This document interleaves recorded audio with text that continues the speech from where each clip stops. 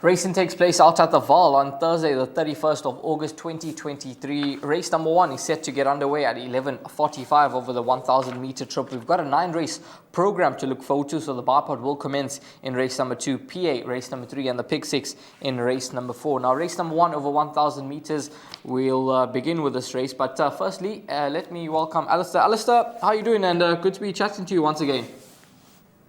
Well, always great to be chatting to you, Raheel. Just about to get into the Uber on my way to Hollywoodbets Durbanville. So, lovely to be on board, as always. I don't mind the card, to be honest, on this Thursday at the Vaal. I didn't think too much of the Turfentine card on Tuesday, but I think this one we got half a chance, so hopefully it goes according to plan. Well, race number 1, What a Lucy is your favourite at 9 to 10. It is 12 to 10 about Daring Act, 14 to 1. And better bar those. And these two horses that top the betting boards, you've obviously got a Cole taking on the filly. And obviously both horses, they've got quite a bit of improvement still to come. Of the two, who do you have a preference for? Definitely number 10, What a Lucy, Raheel. I think having her first ride at the Vaal, she's bound to improve a little bit, being her home course. Craig Zaki takes over for Lucky Hudalakis. They've got a great record over the years. Lucky's yard's in good form. She's reported to obviously show a lot better work than what her 2 runs suggest, but she's probably been a bit of a work in progress over 1,200 metres last time, although she wasn't disgraced with the speed that she's reported to show. That sharpness on a quick track going back to 1,000 metres on her home track, I think will give her the advantage. I have a lot of respect for number 1 Daring Act, that if number 10 What a Lucy doesn't win, it will be number 1 Daring Act. But I think also with the fillies allowance that Daring Act, that What a Lucy gets, she's bound to end up in the number 1 box. Although it's not part of the exotics, I think the boxed exacta 1 and 10 is the way to go. Although you won't get rich, I think it could set you up for the rest of the day. Yeah, 1 and 10 in race number 1, the horses to fight out the finish. Moving along to race number 2, the start of the bipod over 1,600 meters. This is a maiden plate where your favorite is Fushimi Nari, even money favorite. Imbalelo, 12 to 10, 13 to 2 about Exhale, who's found a bit of support, but maybe more so deductions there because number 7 Misra is scratched. So it's a field of just 6 runners that are set to compete. And Fushimi Nari, he looked to be a good thing on that weekend card when he was set to run, but unfortunately scratched down at the start and drawn in gate number 2, 1,600 meters. He should be able to get the job done in this event. Yeah, that was the same race that Imbalelo ran second, and the overriding feeling after the race when Brotherhood of Magic had won was that if Fushimi Nari hadn't been scratched at the start, it wouldn't have been a contest because it kind of looked like they were going in slow motion over the final 200 meters. What Fushimi Nari has in his favor, Raheel, is that he's been the course and distance before. It's obviously a difficult track to run in when you've fresh legs and inexperience. So Fushimi Nari's been down the straight at the Vaal and actually ran his best race, finishing ahead to Mutarazi. He's got cheek pieces on, so hopefully that keeps a lid on things before the race. And the only danger that he can run into is the likelihood of a false pace in a small field down the straight. You don't want to be pulling. There's absolutely no evidence of pace in the race, so it'll be interesting to see if Calvin Habib is going to be prepared to venture a bit closer to the pace and probably what Stuart Pettigrew would prefer, because his instructions are generally set off them, although fast duty, Richard Ferry had none of that on Tuesday. But in the call line today, if number 4 Fushimi Nari doesn't run into the first 2 in the first leg of the bipod, then there'll be slit throats all over the place at the Vaal. I think Fushimi Nari should win, if not number 5 Imbalelo, but again they should run 1-2 in the opening leg of the bipod. 2 Exhale, I suppose, has a slight chance with Diego de Gavea on board, showing improvement from every start, but I'm not convinced that his form is quite as good as Fushimi Nari and Imbalelo. Yeah, numbers 4 and 5 to potentially fight out the finish, but strong in the camp of number 4, Fushimi Nari in race number 2. Moving along to race number 3, which will be the start of the place accumulator over 1,200 meters. Another maiden plate, Eiffel Tower, your favorite at 2 to 1, 5 to 2, Griffin Park, 3 to 1 about Pocket Watch, it's 11 to 2.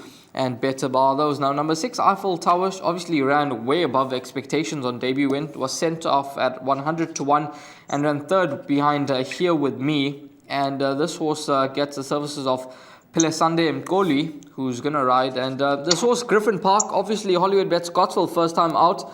He was 6th behind Tail of the Comet, but that form line has worked out quite nicely. And first run up in the high felt, if surely there's quite a bit of improvement to come, he could certainly go close in this event. Yeah, it's a race that where I've got my thinking cap on, to be honest, Raheel, because I'm not convinced that any of the form lines are all that strong. My suggested bet for the day is the Bapa, where I bank it for Shimianari in the first leg. The second leg, I've gone 2 horses, but you could go with 2 of 3, basically, between number 6, Eiffel Tower, 9 Pocket Watch, and the other one being number 7, Griffin Park. I don't know if Griffin Park's debut went according to plan. I mean, I still think he ran fairly enough behind Tail of the Comet, and as you say, the form's worked out nicely with Tail of the Comet in particular running a low-flying third on Gold Cup Day just a week after his nice debut. 6 Eiffel Tower, to run behind Here With Me, who also went off at a price, that is a little bit of a worry. Did he sort of run more out of fright than flight on debut? Because we saw that it was Flying Puma, who I was convinced did the same thing on debut and ran no race second time out. Was it that much of a shock that he went off 100 to 1 and ran that type of race on debut? I'm willing to say, coming from St. John Gray's yard, that he can improve from first run to second run, because that generally is the rule from the yard. So I've gone in with number 6 Eiffel Tower and number 9 Pocket Watch, who I think is any amount of improvement to come. I actually don't think his second one was all that bad behind Emporium. Emporium's a nice horse. His debut behind Hawkbull had the likes of Mount Pilatus in a line with that. So 9 Pocket Watch, I think, could actually represent more value in the race. It's a little bit of a question mark that he drops from 1400 to 1200 meters, because he doesn't seem to have that sprinter type of pace. But I think that he's the one that's, even though he's having his third start, there could be a little bit more improvement to come. He just hints that he's a bit of a slow burn of a horse. What's your thoughts on this horse, Circle of Grace? Because obviously Richard the First ran a fair race yesterday behind that horse, Kawe Lami, in that farm sales race, and I think it was Kinshin Shao ran second. He obviously came through to run second again, but could this horse be any sort of danger in this event with Kumalo aboard? Yeah, funny enough, Raheel, yes, I do think that he's got the best form lines in the race, but if you look at how the track is set up at the Vaal on Thursday, and even though I've gone with Eiffel Tower, who's drawn 2, with the outside rail set at 0, I would much prefer seeing a high number draw than a low number draw. I think that probably plays a little bit more in the first race rather than the next 2, because at least they're a field of double figures in race 1 rather than 6 runners and 9 runners in race number 3. So it might have less of an impact in races 2 and 3 than it would in race 1. But I still think, you've got a little bit more work to do out of draw 1. So 3 Circle of Grace plays chance, probably not too far away from winning, but I'm going to pass him by from the winner's enclosure this time. 6, 7, 9, the horses that you could potentially play around in race number 3, but maybe you want to include number 3, Circle of Grace, as a bit of a cover in the start of that PA and even in the second leg of the bar pot. Moving along to race number 4, the start of the pick 6, 1200 meters, the trip, maiden plate for fillies and mares. 1:15 is the off time. Storm Player, your short price favorite at 8 to 10. It is 5 to 1 Jumping Analia, 5 to 1 Alpha Mist, 7 to 1 and Better Bar. Those now. Let's start with number 12, Storm Player, because this filly ran a very nice race on debut, second behind Tamil Tigress, who has since come through to run third. And I thought that third was actually quite a decent third behind Silver Sanctuary, and she had Call Me When You Need Me behind her in that event. And having a look at what she takes on here, she should be able to get the job done in this contest. Well, I think this race is probably where the draws are going to play the biggest parts in races down the straight. Certainly in the earlier races, Raheel. The right 2 horses in the race are undoubtedly 12 and 13, with a very strong fancy for number 12, Storm Player. Even though she's drawn towards the inside, at least she showed pace on debut. So being wiser, being more alert, she'll probably have the same amount of pace and be able to track across if she needs to. If you consider that Tamil Tigress is rated in the 90s and she was tested at a high level during the KZN winter season, then number 12 Storm Player ran to a rating of the high 80s, which is far, far, far higher than anything else in this race, and probably higher than what anyone in this race is going to achieve. So number 12 Storm Player, the horse to beat, with healthy respect for number 13 Striking Angel, because she too has run close to a high 80, mid 80, and runs to Ripple Effect and Just Be Lacquer, but she's also got a tricky draw in Stallgate 2. So if they do come unstuck, and if the race is not run to suit, and if the going is playing his biases, I think it might, then number 7, Jumping Analia, could be the backup. So I've gone those 3 horses in Barpot, but Jumping Analia is purely backup. By the time the pick 6 runs, you'll know exactly how the track is going, and you'd probably know whether you need to have Jumping Analia in your pick 6 and consider her as a likely winner. I'm not sure what happened last time out, because she showed good pace on debut and she fell in the hole, and then last time out she came from off the pace and actually made a lot of ground in the closing stages behind Vaal Queen. So maybe it's versatility, maybe it was instructions. I don't know how to read number 7, Jumping Analia, but at least she's got options judging by the 2 starts that she's had. But very hard to beat number 12, Storm Player. Of the horses in the race, I think that she could scale some fairly high quality races, or certainly higher than what anyone else in this race brings in. Yeah, Storm Player could potentially be a pick 6 banker in the first leg, which is set to jump at 1:15. Moving along to race number 5, a Fleas and Mares 86 handicap over 1800 meters. And this event, we've got Avon Toast at the top of the boards at 28-10, Peyton's Tears at 33-10, 9-2 Opera Glass, 5-1 About Bold Fortune, who's I think been quite frustrating to follow. It's an 11-2 and better bar those. Avon Toast returning off a layoff, but she's got that pole position draw, Kumalo aboard, and the step up in trip should suit this filly down to the ground. Coming off a layoff, Joey Soma, very quiet starter to the season. I think she's a false favourite, Raheel. I've left her out of everything. I'll be surprised if number 4, Avo and Toast, wins the race. So those are my doubts about her. I've got 3 horses in my buy pot.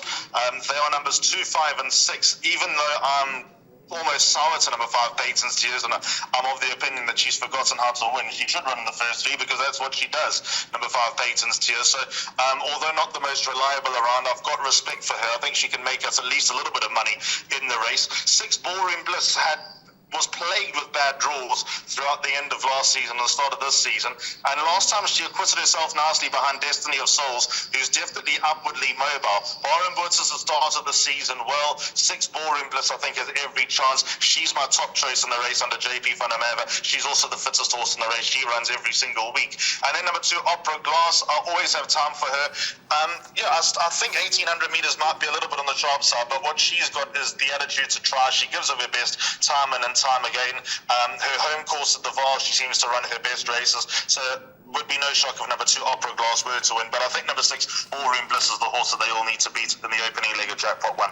Yeah, you're quite right there. Number 6, Ballroom Bliss, at around 11-2 in the market, could certainly represent quite a bit of value, returning off for that good second last time out. Moving along to race number 6, Fillies and Mares 75 handicap over 1800 meters, and this contest, your favorite is Primrose Path at 17-10, 28-10 Countess Danza, 33-10 Liverpool Legend.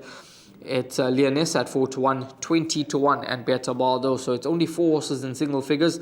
The rest you can pretty much write your own price. Numbers 4 and 5, that Spirit Princess, Aunt Pitty Pat out.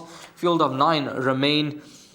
Countess Danza, she obviously won last week and she's got a carry 54.5 now. Races off a mark of 66.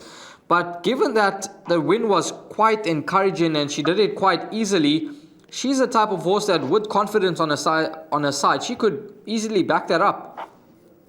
Yeah, Raheel, I think this is her type of level, number 7, Countess Danza. Everything went wrong for her in her penultimate start. From the worst of the draws, she was trapped out deep. She had no luck. And to be fair, she didn't run too badly in hindsight, finishing just under 4 lengths behind Big City Girl. And all that she had to do was just have more luck second time out, and she made no mistake. Getting only a £4 penalty, I think the handicap has been nice to number 7, Countess Danza. Although she's not scaling any great heights, being at this level again, being fit, there is enough in number 7, Countess Danza's favour to recommend her as a possible winner. The only 2 horses I've gone in with are her and number 2, Primrose Path. I've been dying for Primrose Path to go this type of trip. She goes 1800 meters for the first time, but she's stuck with the second worst draw. She's drawn 10 out of 11 in the 6th race. It now comes in a place to 9 out of 10 after the scratching of On Pity. But all the same, it's not going to be ideal for her. But she does run like she gets the trip, and she's turned the corner of late. She's much the same as Countess Danza. This is her level, and she can win races at this level. She's been fruitful throughout the end of last season, the start of this season. She's paying her way. She's running her races, and there's no reason to be put off her, especially with my opinion that she's looking for this trip, and she's certainly bred for it. So they're the two horses that I'm going to give a vote of confidence. I'll be surprised if I fall short on this leg of the bar pot, even though Leonessa's win was appealing to the eye last time. She beat Villa Samaya. And Villa Samaya she battled across the line on Tuesday, so there's not much going for her. 6 Liverpool Legend, I suppose, has got to get into the hunt as well. Simango Kamalo rides for St. John Gray. They're a good old famous combination. And the others, I just think, are not in the right type of form to suggest that a win's just around the corner. So 2 and 7 for me in the bar pot. I'd include number 6 Liverpool Legend in the pick 6 though. Yeah, it could be a 2-horse race though between the two that Alistair mentioned, Primrose Path and Countess Danza, the two that topped the best in boards. But if you want to include one more, then maybe number 6 Liverpool Legend could just be that one. Moving along to race number 7, 3:05 is the off time, 1200 meters the trip. Chocolate Bomb, your favorite in this novice handicap. He's currently priced up at 15 to 10. He's found a bit of support from 22 to 10. Runaway Bomb is at 5 to 2. Moving In is at 3 to 1. It's in 7 to 1. And Better Bar those. Now, this horse, Chocolate Bomb, he obviously is a horse that seems to have a mind of his own, but he won last time out at that short priced of 1 to 4 beating Daring Act. We'll obviously see how that form works out early on, but he's a horse that he must have quite a bit of ability. How do you see him shaping up in this race? He's got to give this filly Runaway Bomb 4.5 kgs, which I don't think is going to be too easy. Yeah, I don't trust Chocolate Bomb either. What he's got in his favour is scope to improve, but he doesn't go like 1,200 metres is going to be up his alley. He's bred for the trip, he's bred for further, but the way he races and the way that he can get uptight, because he got uptight before his last run, he was perfectly fine on the parade ring, perfectly fine on the way down to the start, and then behind the stalls he started sweating up, which was Johan Janssen van Vuren's biggest worry, but he still managed to beat Daring Act. If Daring Act wins the first race, or at least goes close in the first race, and that'll probably give you some sort of gauge for number 4 Chocolate Bomb, despite this being a reasonable step up in class, because even though it's a novice handicap, there are horses that are banging at the door for a win. So for Chocolate Bomb, despite being the top of the boards, despite being an inclusion, there's some disclaimers that apply for him. I think number 1 moving in could be a horse with a brighter future. At least she's taken on feature company. She wasn't disgraced in the Grade 1 Alan Robertson. She wasn't disgraced behind Batula on Hollywoodbets Durbanville, finishing less than 2 lengths behind. So she's got quite a bit in her favour. What she's got against her, those top weights of 60.5. But I think there's something about number 1 moving, and I don't think that she's going to be sort of stuck in the same position throughout her career. At least she can take a big step forward. But then, as you observe, number 7 Runway Bomb with a very light weight on her back.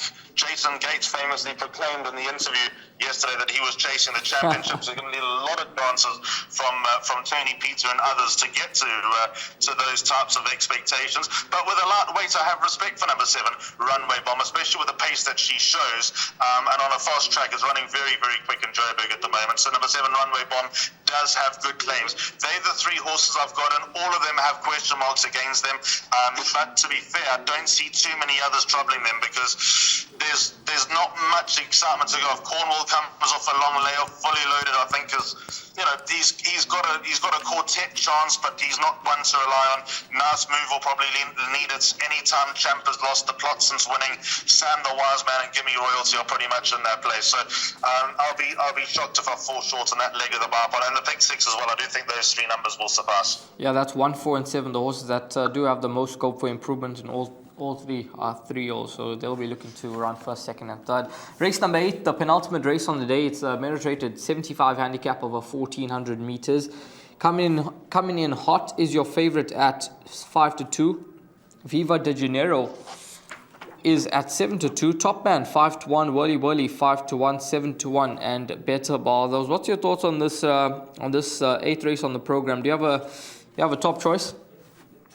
Well, my top choice would be number 4, Coming in Hot, because I think he should have won his last start. Yes. He steps up an extra 200 metres. Gavin Larena takes it out for Fani Broncos. Fani's horses of not winning are going close. He's consistent. He's a trier. So got more time for number 4 coming in hot than any others, but there are a lot of horses in here that I respect. Number 3, Top Man, I thought won a very weak maiden, but the form has surprisingly worked out nicely, so he could be anything. He could be kindly treated by the handicapper. He could be better than a 72. Number 1, Viva de Janeiro is, I don't know what to make of him. First run for the yard, so I wouldn't let him run loose. I have a rule with number 7, Wakas. Every time he runs down the Vaal straight, I'll put him in, so he's going to go into the pick 6. The blinkers go on. He's worn the blinkers many times before. He's got a good record with blinkers overall, so just as a rule, he'll go into my pick 6, and he'll always be my quartet floater, double floater, number 7 Wakas, just because it's a Vaal race down the straight. And 6 Whirly Whirly showed signs of life, so if I like number 7 Wakas, I've got to like number 6 Whirly Whirly. Craig Zaki retains the right from a once high of 111, which he's obviously nowhere near and will never get near again, down to a 66, showing that a win's just around the corner. He's off a workable mark now, number 6 Whirly Whirly, so no shock if he were to win. And in fact, if he were to run in the first 2, he'd become an Equine millionaire, much like Nordic Rebel. So those types of horses are hard to find. So and he'd deserve to become an Equine millionaire, number 6 Whirly Whirly. Not lost any of his zest for racing either. And then number 9 Written in Stone. He's been on my radar for a long time, drawn towards the outside. He comes in just under Suffin, so if he does show up, then we've got to believe that the handicap has misjudged number 9 Written in Stone. But also on a line through Ampersand, he couldn't be too far behind coming in hot. So very complex race. 4 coming in hot, my first choice, but lots that need to be included in the pick 6 and jackpot. Yeah, Written in Stone, definitely value here at 12-1, despite being under Suffrans. Yeah, I think the trip, the way he's running off late, I think the trip's going to be right up his alley. But let's see if Wally can run into the first 2 and become an Equine millionaire. And I'm sure the owners, along with Clinton Binder, will be over the moon with this individual. Race number 9, the final race on the day, Fillies and Mares 71, handicap over 1400 meters. Duena is your favorite at 5-2. Big City Girl 6-1. Alabama Anna is at 7-1, along with Count Your Chances, Meet the Captain, it's 8-1, and Better Bar. Those tricky race to close off proceedings on the day. Alabama Anna 1400 meters probably has the right draw if we see how the course is running and it favors horses with a higher draw. Last time out, poor run, but willing to forgive her for that, given that Craig Zaki's back aboard and he knows her well.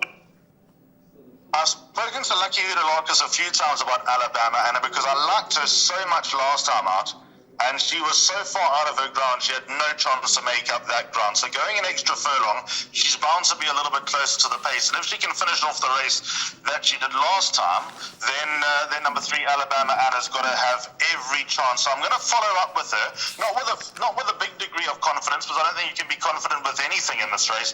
But I like what I saw from number 3, Alabama Anna. I like the fact that her rating had dropped over time. I always like her at the Vaal. I always like her down the straight. So every chance, number 3, Alabama Anna. I'm going to follow up with her, but like I said, you can't be overly confident with a horse that hasn't won in a year and a half. A few others that have got to go in here. I think number 12, Meet the Captain, finishing behind this horse, Alabama Anna, last time out. She seemed to run in snatches. She runs like 1400 meters, will be a better trip for number 12, Meet the Captain. However,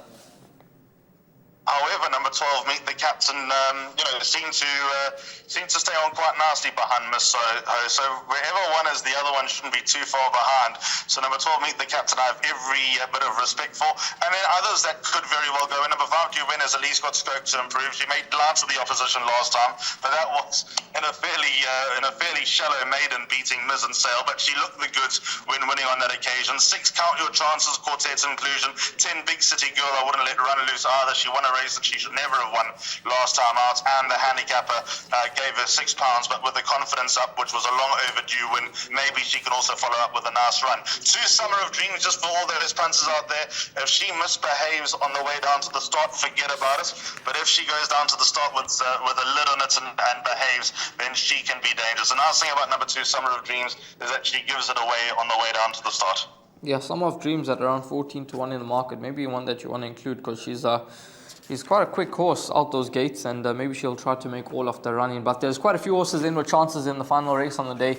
Alistair hoping that maybe number 3, Alabama Anna, can bounce back to winning ways at around 6-7 to 1 in the market. We're going to move along to the suggested bet part of the show, and Alistair's suggested bet is a buy pot for racing out at the Vaal on Thursday, and the buy pot begins in race number 2 over 1,600 meters. Alistair, take it away.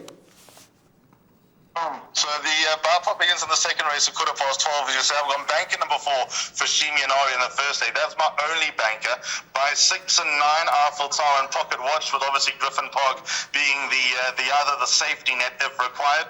But 7, 12 and 13. So those, of course, are Jumping Analia, Storm Player and Striking Angel. By 2, 5 and 6, Opera Glass, Peyton's Tears and Ballroom Bliss. By 2 and 7, Primrose Path and Countess Danza. By 1, 4 and 7, Moving In, Chocolate Bomb and Runway Bomb. That's how I'll play the bar pot of the Vaal on Thursday. That's Alistair's bar pot for racing on Thursday out at the Vaal. Alistair, thanks very much. Enjoy the rest of your day, and obviously enjoy the call at Hollywoodbets Durbanville. Thanks, Rahil. Looking forward to it. Always nice catching up, and we'll chat again leading into Saturday's card at Turffontein, where there's a nice pick 6 carryover awaiting.